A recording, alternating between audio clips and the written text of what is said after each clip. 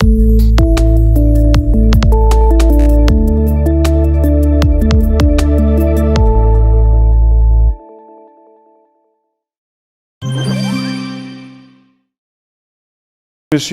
chers internautes de Dabar TV, bonjour.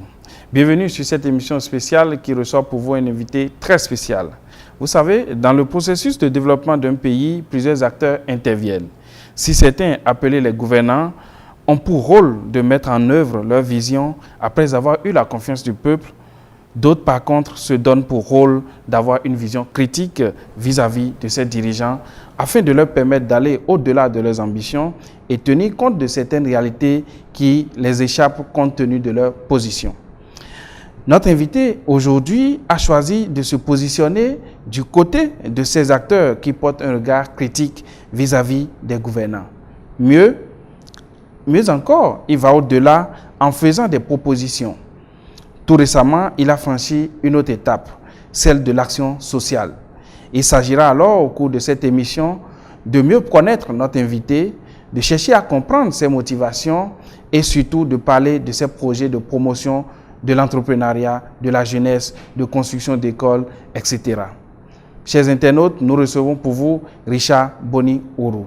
Il est politologue et consultant béninois et il vit au Canada. Monsieur Richard Boni Ourou, bonjour. Cher frère, merci d'être venu ici. C'est un plaisir pour nous de vous recevoir sur Dabaro TV. Écoutez, c'est moi qui suis honoré de pouvoir parler à vos auditeurs aujourd'hui. Alors, à part ce que je viens de dire, politologue, bénino-canadien, vivant au Canada, qu'est-ce qu'on peut savoir d'autre sur Richard Boni Ourou? Je pense que vous avez déjà presque tout dit. Je suis politologue socio-économiste. C'est vrai que je vis au Canada, mais je suis beaucoup plus béninois. Vous préférez? Je préfère qu'on dise plutôt béninois que bénino-canadien. Parce qu'aujourd'hui, quand vous dites bénino-canadien, ça me marginalise un tout petit peu. Les gens se disent peut-être qu'il n'est pas impliqué dans les réalités du pays. Or, c'est tout le contraire. D'accord. Merci beaucoup. En tout cas, c'est un plaisir. Et je suis un plaisir pour les téléspectateurs également de vous entendre. Alors, depuis quelques années, vous émettez des avis sur l'actualité politique nationale au Bénin. Vous faites des propositions. Est-ce que vous avez l'impression que vous êtes écouté par les dirigeants à qui vous faites des propositions, des dirigeants sur qui vous portez un regard critique en ce qui concerne leur gouvernance? Est-ce que vous avez l'impression que vous êtes écouté? Vous savez, la différence entre ce que nous faisons en termes de critique et ce que fait la majorité des personnes, c'est que nous ne critiquons pas d'un point pour des intérêts politiques. Mais nous critiquons réellement compte tenu de ce que vivent les populations, et en même temps que nous critiquons, nous apportons en même temps des solutions. C'est-à-dire que nous proposons des solutions tout en critiquant, tout en disant, écoutez, là il y a des faiblesses, et ces faiblesses-là peuvent être renforcées de telle autre manière pour pouvoir faire l'équilibre. Ce qui fait que je suis certain même que nous sommes très écoutés par les dirigeants du Bénin, qui nous avons remarqué plusieurs fois, et beaucoup d'autres d'amis nous disent souvent que dès que nous émettons un avis, par exemple, dans les semaines, mois à venir, c'est tout de suite corrigé. D'accord. Alors, et qu'en est-il du peuple? Parce que si vous émettez ces critiques, si vous émettez ces réserves par rapport aux réformes, par rapport aux actions du gouvernement, c'est pour impacter le peuple. Est-ce que vous pensez que le peuple béninois aujourd'hui sait ces efforts que vous chaque fois vous mettez pour pouvoir défendre leurs intérêts, pour pouvoir orienter le gouvernement afin qu'il fasse des actions concrètes qui vont au bénéfice de ces populations? Est-ce que les populations vous le reconnaissent également? J'ai un ami qui est sur une liste pour les législatives à Ouida, et qui m'a appelé, qui me dit Monsieur Boni, je veux que vous m'aidiez. Je dis mais moi je suis de Djougou, je suis de Soubroukou. Comment est-ce que je peux aider quelqu'un qui est sur une liste, un candidat qui est à Ouida? Il m'a dit non, Monsieur Ourou, vous êtes aujourd'hui national. Alors c'est pour dire un peu que aujourd'hui les efforts que nous faisons ont une envergure nationale. Les populations sur relativement tout le territoire béninois reconnaissent nos efforts, ils nous suivent. Je suis relativement une des seules personnes qui n'a pas commencé, parce qu'il faut le rappeler, moi je n'ai pas commencé à faire de la politique depuis le Bénin, j'ai commencé à faire la politique béninoise depuis le Canada. Et je suis suivi aujourd'hui par 31 000 personnes qui réagissent automatiquement à presque tout ce que je dis. Et mes actions sont assez diversifiées, sinon décentralisées sur presque tout l'étendue du territoire. Je n'ai pas choisi, comme certaines personnes, une région en particulier, mais j'essaye de décentraliser mes efforts pour que ça puisse atteindre l'ensemble des populations béninoises. D'accord. Nous allons revenir sur vos actions sociales et vos actions au niveau du pays, mais en parlant de politique, dites-nous quel est le reproche que vous faites au gouvernement en place en termes d'action, en termes de programme d'action. Qu'est-ce que vous leur reprochez concrètement? Je pense d'abord, pour être franc, que le gouvernement n'a pas un programme d'action précis. Je pense qu'il y a... ça fait le deuxième mandat que le gouvernement met en œuvre un programme d'action. Nous avons vu le lancement du premier programme. Oui, mais qui aboutit à quoi? Il y a eu des réalisations. Nous avons aujourd'hui des... Majoritairement, vous me parlerez d'asphaltage. Oui, mais l'asphaltage, c'est l'un des projets phares du gouvernement qui a été mis en œuvre. Et nous avons vu des actions aujourd'hui. Vous allez à Cotonou. Cotonou a changé de visage. Et beaucoup d'autres villes. Vous savez, malheureusement, c'est symptomatique de ce que dit l'ensemble des Béninois que je rencontre. C'est que quand vous leur parlez du programme d'action du gouvernement, ils vous parlent de réformes, de changements, et quand vous leur demandez d'énumérer une seule réforme, ils vous parlent d'asphaltage. ou ils vous parlent de statut, ou ils vous parlent du changement du visage de Cotonou. Mais je vous rappelle que nous sommes un pays avec 12 millions d'habitants et le Cotonou est une des villes du Bénin. Absolument. Au Bénin, il y a plusieurs autres villes. Alors, si vous concentrez 70% des revenus qu'engendrent tous les Béninois sur une seule ville, vous ne me parlez pas de développement national, mais c'est plutôt sectoriel. C'est sectaire. Bon. Or, Patrice Talon est élu pour pouvoir développer l'ensemble du Bénin. Aujourd'hui, beaucoup de Béninois sont marginalisés. Les programmes de développement n'atteignent pas l'ensemble des Béninois. Sur quoi vous appuyez pour affirmer que 70% des réalisations du gouvernement se fait à Cotonou? Parce que le projet asphaltage n'est pas réalisé qu'à Cotonou. On a eu le projet asphaltage à Parakou, on a eu le projet asphaltage à Natitengou. Alors, beaucoup d'autres projets... On a eu beaucoup d'annonces aussi. non, mais c'est concret, cela. Mais il faut prendre il faut proportionnellement. Proportionnellement, si on prend, par exemple, 100% du projet asphaltage qui a été annoncé, quel est le pourcentage qui a été mis en œuvre à Parakou? Parakou a eu 8 km 5, 8 km 5, a eu environ 5. À peu près 13 km pour tout le nord, alors que plus de 600 km ont été construits ailleurs. Donc, vous ne me direz pas que c'est un programme national. Le reste, c'est de l'affichage. C'est pour ne pas qu'on dise que le nord est marginalisé. Sinon, en réalité, dans les faits aujourd'hui, le nord est marginalisé. Et ce n'est pas être régionaliste de le dire. C'est un constat qui est clair que tout le monde peut aller faire. Aujourd'hui, la croissance du Bénin est soutenue par le coton. Oui. Le coton est produit en majorité dans les DKP. Mais la route du coton, il n'y en a pas.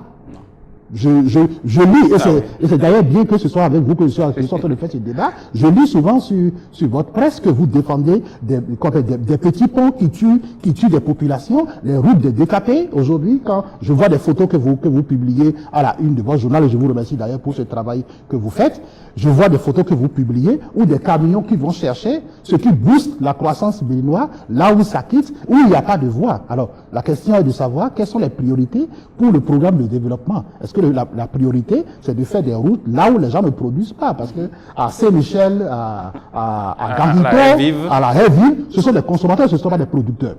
Or, il faut privilégier les moyens pour ceux qui produisent, pour qu'ils puissent accroître leur production.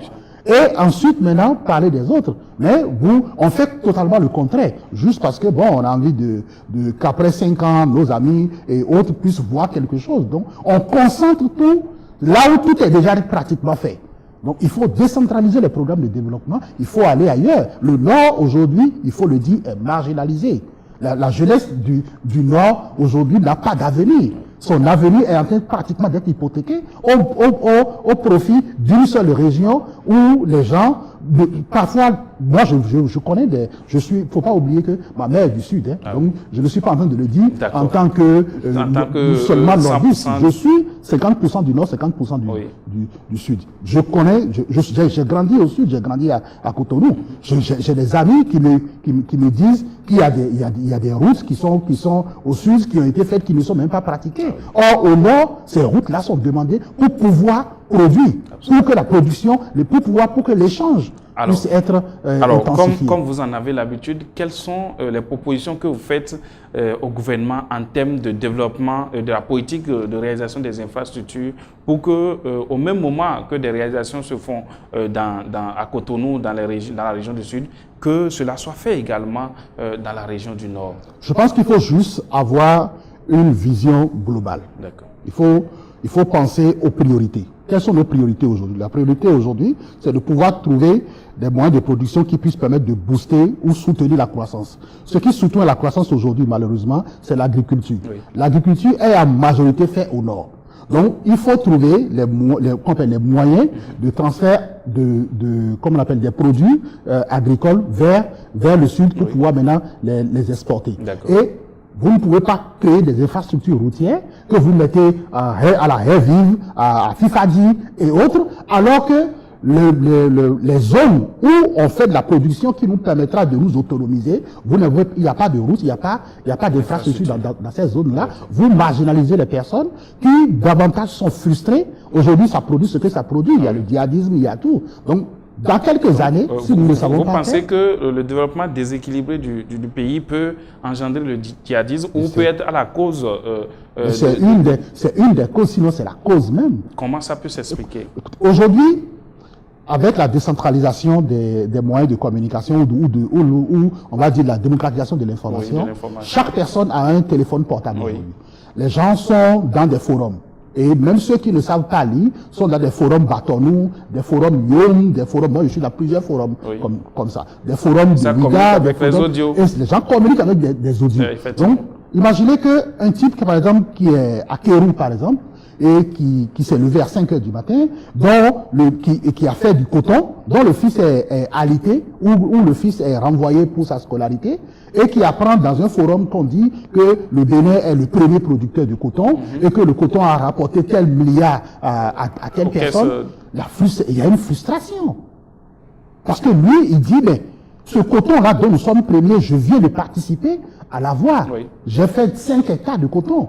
Mais mon fils la machette vient de couper mon fils et je ne peux même pas. Le prochain dispensaire est à 7-10 km de mon domicile. Et quand je vais même dans ce dispensaire-là, tout ce qu'on nous donne, il n'y a même pas d'antibiotiques. C'est Efferalgan et aspirine qu'on nous donne dans cette dispensaire-là. Je n'ai pas de couverture médicale, je n'ai pas, l'école pour mon enfant n'est pas gratuite, je n'ai pas de crédit scolaire, il n'y a rien.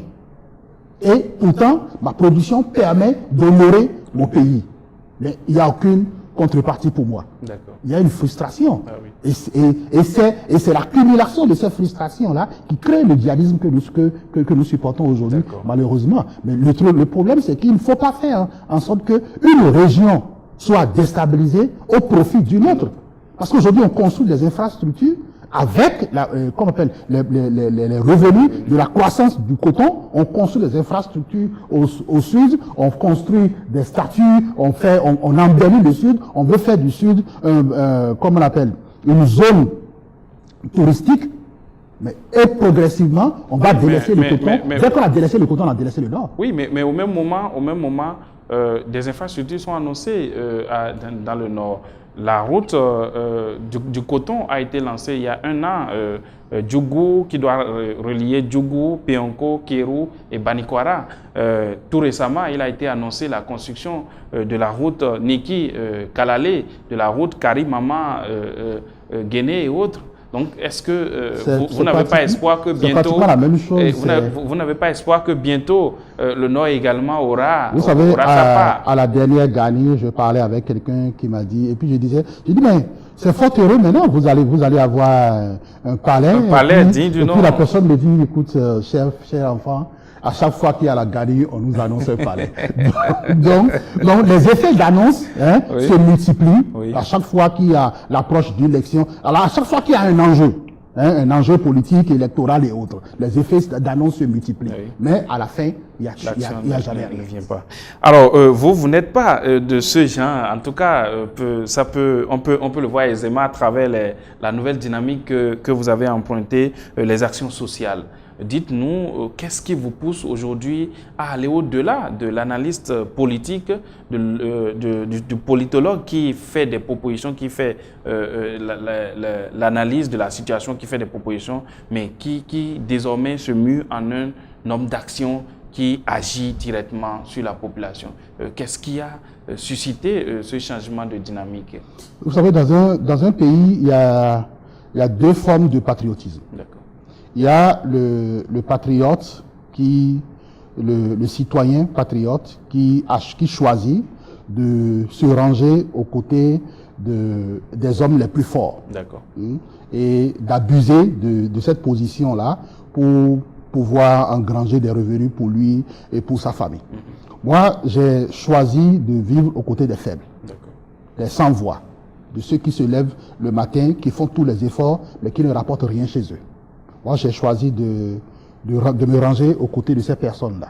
C'est ce qui fait aujourd'hui que je me dis, le peu que je gagne, si je peux manger 30% dedans et donner 60% aux autres, ça ne me dérange en rien.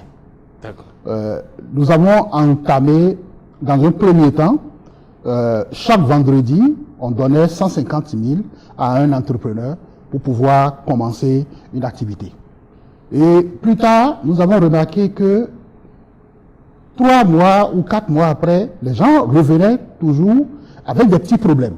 Et les mêmes personnes à qui? Les mêmes personnes. D'accord. Et quand on analyse les problèmes, c'est juste parce que ces personnes-là ont des difficultés à formuler clairement leur business, à savoir quel est leur marché, quelle est leur cible et qu'est-ce qu'il faut, comment il faut formuler l'offre, comment il faut présenter l'offre. Alors, il leur manquait maintenant beaucoup de formation. Et en même temps, nous disions, écoute, dans le pays, quoi que ce qu'on dit, il y a des financements qui sont mis à disposition, mais qui ne sont pas connus, qui ne sont pas su des populations. Donc, il faut donner des formations dans le domaine de l'entrepreneuriat, mais une formation complète. Parce que la différence entre la formation que nous offrons et la formation qu'offre le gouvernement, c'est que le gouvernement offre une formation de masse. Et moi, récemment, j'ai envoyé des gens en espion, si vous voulez, pour écouter la formation qu'offre le gouvernement. C'est plutôt du brainwashing que les gens font. J'ai écouté, on m'a fait toute une vidéo de formation. C'est que au lieu de vous donner une formation, on vient vous donner des informations politiques sur ce que fait le gouvernement. Donc c'est comme si quand vous sortez de là, vous irez voter, vous irez soutenir le gouvernement. Donc ce n'est pas vraiment de la formation, c'est comme une idéologisation de masse qu'on fait. Nous ne le sommes pas. Malgré que moi j'ai des positions politiques, les formations que nous donnons sont totalement dénuées de toute intention politique.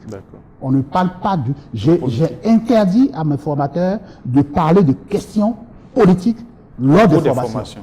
Uniquement des formations techniques qui permettent aux gens, à chaque personne qui sort de là, de pouvoir écrire lui-même, dans le confort de son foyer, son plan d'affaires, de pouvoir y joindre un plan financier et de savoir spécifiquement, avec ce plan d'affaires-là, où est-ce que je peux aller chercher un financement et quel type de financement est-ce qu'il me faut pour être adapté à mon plan d'affaires. D'accord. Alors, nous parlons là de votre projet Top Entrepreneur qui a parcouru plusieurs villes, qui a formé plusieurs jeunes à l'entrepreneuriat. Dites-nous, qu'est-ce que vous espérez à la fin de ce programme? Nous espérons, enfin, ce programme ne va pas finir tout de suite de toutes les façons parce que ce que nous faisons, ce qui est relativement une révolution dans le domaine que nous finançons, c'est que les jeunes que nous prenons, ce qu'on voit à la télé, 50 jeunes dans une salle en train d'être formés, ça ne s'arrête pas là. D'accord. Les formateurs sont rémunérés pour pouvoir les garder au moins 6 à 8 mois, voire 1 an. D'accord. Donc, depuis la gestation de l'idée jusqu'à sa mise en œuvre et sa croissance.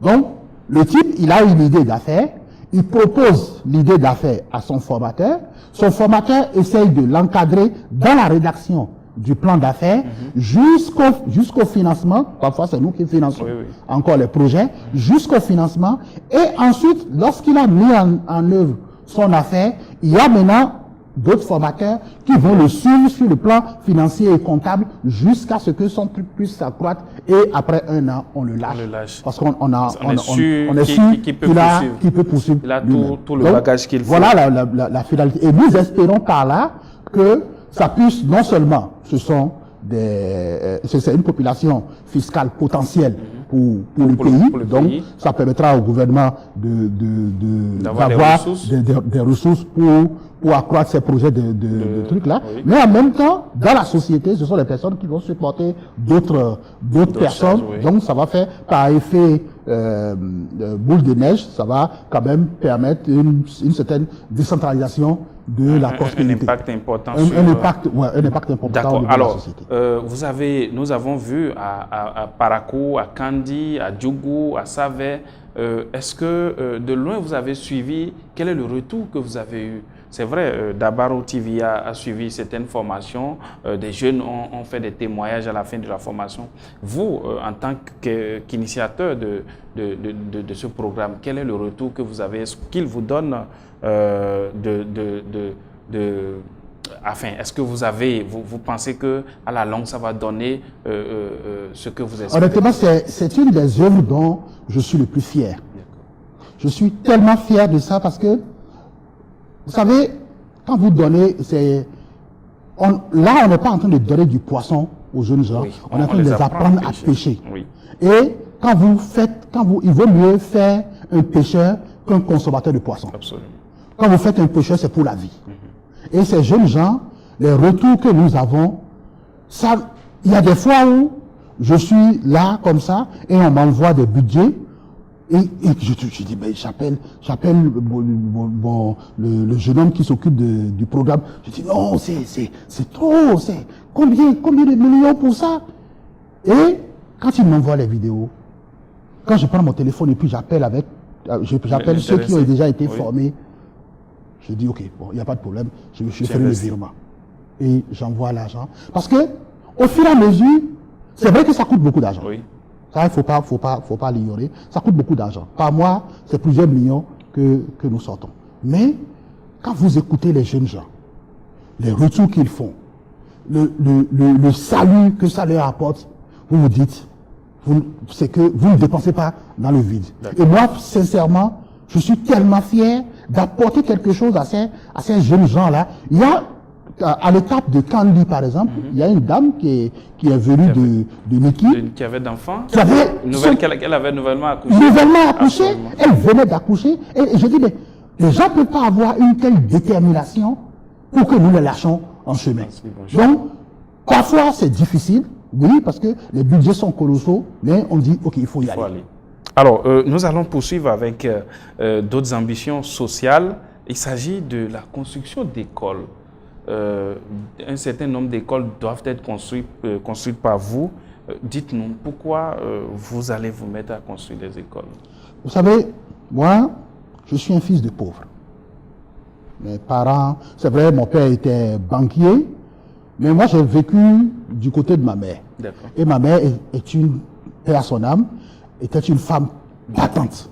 Elle se battait, elle se levait à 3 heures du matin pour prendre un camion, aller au Niger, aller vendre là-bas, revenir à Gaïa pour nous soutenir à l'école, au quartier Ga à Parakou, là où je suis né. Donc, j'ai vécu dans cette dynamique-là, où je connais la souffrance des gens. Quand je suis arrivé à Cotonou, j'habitais à Jéricho et j'allais au CEG Bégamin. Je marchais presque 6 km. Par jour, on faisait au moins 24 km. Et à un moment donné, j'ai arrêté l'école avant de recommencer. C'est en cela que je remercie le Canada, sincèrement, parce que c'est le Canada qui m'a permis de... Je peux dire que je ne dois rien au Bénin, sincèrement, parce que au Bénin, je n'ai jamais reçu même un marché de 5 000 francs CFA. Jamais. Je n'ai jamais déposé mon CV quelque part. Je n'ai jamais travaillé dans la fonction publique au Bénin. Jamais un politicien ne m'a donné quelque chose au Bénin. Je le dois. Le Bénin m'a donné seulement la vie et le nom que je porte. Oui. Mais je suis foncièrement béninois. À un moment donné, j'ai arrêté parce que la souffrance était trop. Alors aujourd'hui, quand je vois, nous avons une école par exemple, cette école-là me tient beaucoup à cœur, l'école de Benaou, que j'ai décidé de construire. C'est dans quelle localité? C'est dans la Donga, à Djougou. Oui. Cette école-là, par exemple, l'école, il y a 2 salles, dont une seule est relativement fonctionnelle. Et c'est même en banco. Ce sont les villageois qui se sont regroupés, qui ont construit quelque chose. Donc, quand les élèves, des enfants de 5 ans, 6 ans, vont à la première année, deuxième année, là, ils doivent maintenant faire 5 à 6 kilomètres pour recommencer la deuxième année, la troisième année, dans une autre école. Et il faut encore d'autres. C'est que pour finir les 6 ans, il faut faire au moins 3 écoles. Wow. Ça crée beaucoup de déscolarisation.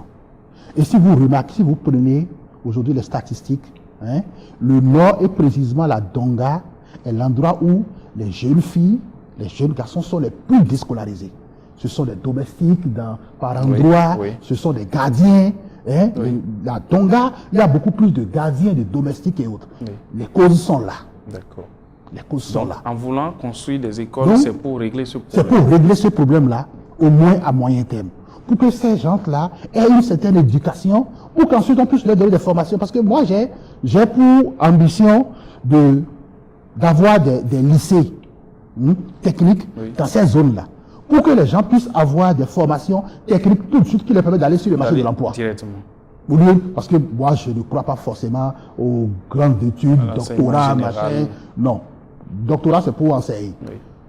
Aujourd'hui, ce dont nous avons besoin, ce sont des techniciens qui ont des diplômes techniques tout de suite pour aller sur le marché de l'emploi et amener des revenus. Donc, ça veut dire que là, vous rejoignez la politique du gouvernement qui vise à créer plus d'écoles techniques, d'écoles professionnelles que l'enseignement général. Je ne rejoins pas la politique du gouvernement parce que moi, quand je le dis, je le fais. Le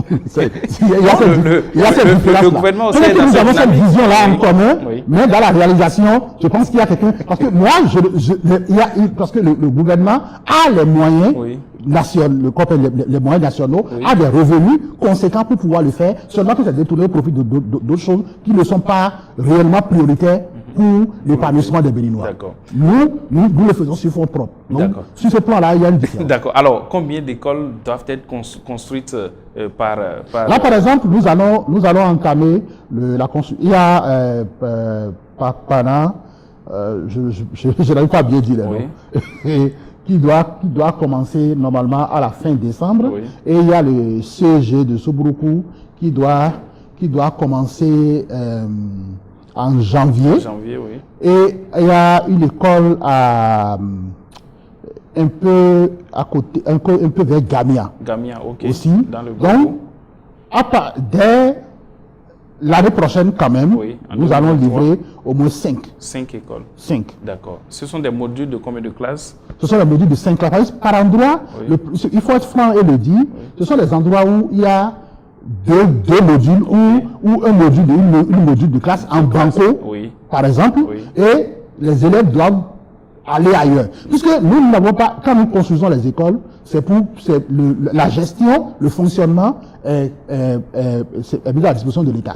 C'est l'État qui va maintenant employer les enseignants et autres. C'est pour ça que nous privilégions là où il y a déjà la structure. D'accord. Okay? Et la plupart du temps, ce sont les gestionnaires communaux, les élus communaux qui nous font appel, qui nous disent tout ce que nous sommes en train de faire. Nous avons des documents où ce sont eux-mêmes qui nous disent ok, tel endroit, il y a tel problème, est-ce que vous pouvez nous aider? D'accord. Voilà. Alors, des écoles doivent être construites, des enfants iront à l'école, des parents seront désormais fiers d'avoir des enfants qui font le cursus jusqu'au bout. Alors, il aura forcément un impact. Est-ce que ces actions que Richard Boni Woro est en train de mener n'ont pas un objectif?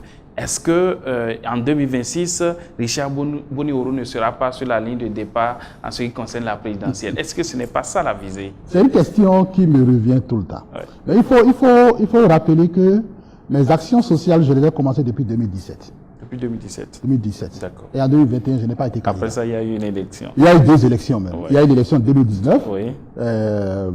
les législatives, je n'ai été sur aucune liste. D'accord. En 2021, je n'ai été sur aucune liste. 2023, je ne suis sur aucune liste. D'accord. 2026, on verra.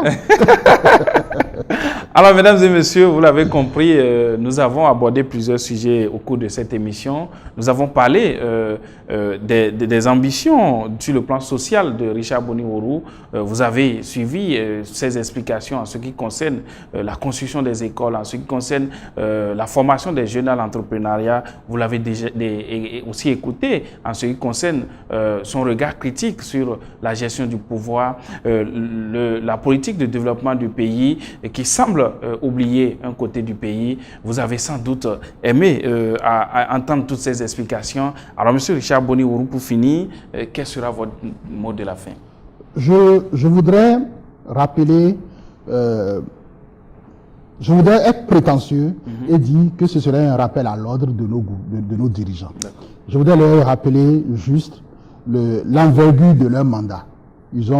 Patrice Talon a un mandat national. Oui. Ce n'est pas un mandat sectaire. Il n'est pas élu pour le Sud. Il est élu pour l'ensemble du territoire national. Oui.